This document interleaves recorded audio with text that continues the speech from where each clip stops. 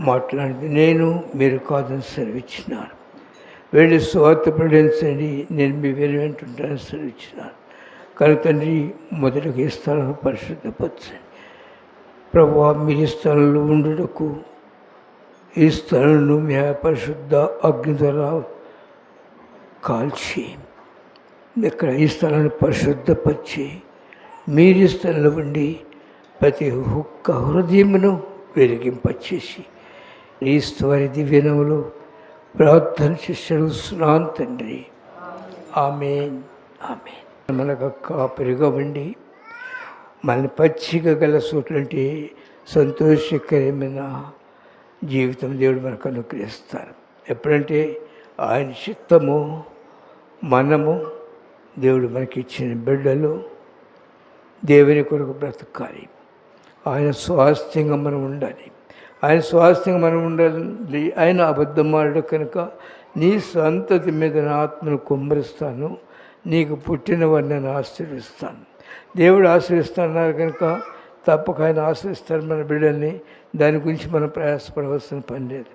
కానీ ఆయన ఆశీర్వదించేది ఎలా అంటే ఆయన వెంట నడవాలి. ఆయన మన ముందే ఉంటారు, ఎక్కడ ఉండరు. ఆయన ప్రతి ఒక్క విశ్వాసి ముందు ఉంటారు. ఆయన వెంట నడవటం మాత్రం మనం నేర్చుకోవాలి. ఆయన వెంట ఎవరు నడుస్తారో వాళ్ళు ఏమన్నా చూస్తున్నా, నా గొర్రెలు నా స్వరమేను, అవి నన్ను వెంబడించును, వాటికి నేను నిత్య జీవము, అంటే అతడు చనిపోడు. నిత్య జీవం ఉన్నవాడు చనిపోవడానికి అవకాశం. చనిపోవా? చనిపోము, అంతే. చచ్చిపోతావా? చనిపోమా?